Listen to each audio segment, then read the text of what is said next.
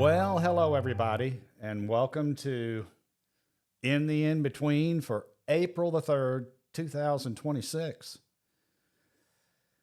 I guess I'm happy to be back in town after an extended visit to Costa Rica and over to Milan, Italy. And so now it's time to get back into the podcast studio and do this thing the right way. And I'll tell you what, here we go. This week, I was thinking about the question I get quite a bit. I'll meet somebody. We're having coffee. We're getting to know one another. We start looking at homes and thinking about lifestyle, whatever it may be. We're sharing ideas a little bit back and forth. But then I get permission to really have a deeper conversation about what somebody's trying to accomplish. And it starts something like this. Well, hey, Richard, what would you do if you were me? And there it is. And I say, as honestly as I can, I have no idea what I would do if I was you. But I definitely know what you'd do if you were me. And that gives me permission and sets the permission for us to have the life conversation that we need to have. And it goes from there very easily. Well, I came to 30A to be on the white sand beaches for a certain reason. And some of you may know, some of you may not know. And I guess I'm kind of breaking that fourth wall a little bit, even on my life and in the podcast studio. But it's critically important, I suppose, to share. Most people know that I came here in 2010 because I had a wife that was ill, very ill. But we were able to live a life for another 4 years here in Florida on the white sand beaches that reminded us so much of the Caribbean, where we were vacationing all the time and really looking at second home options there. And, if you look down below here, I'll point you to the caregiver's journey, which you can read from start to finish if you want to. But that's what brought me here. And I'll share a little bit of that story because it means a lot to me. It brought me to this life.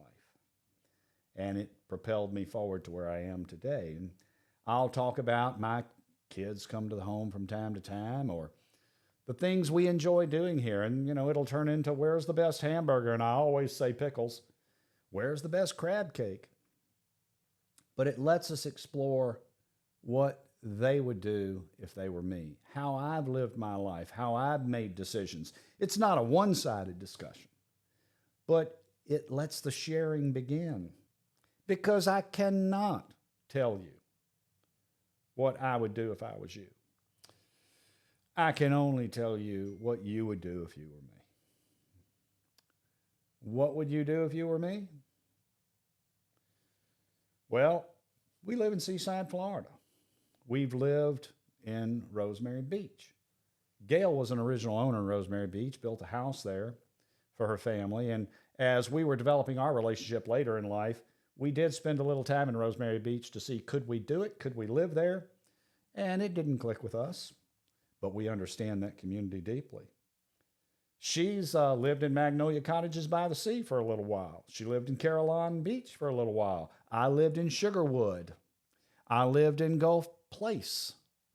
I felt the vibe of all of those areas. Her and I built our first home together in Old Seagrove. We lived there for a while.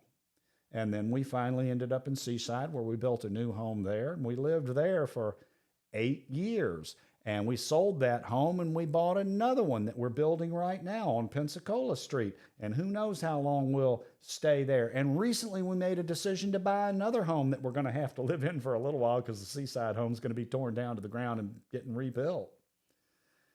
But we're going to have a home in Sea Highlands. I share that because that's what you would do if you were me. You would look at all of 30A.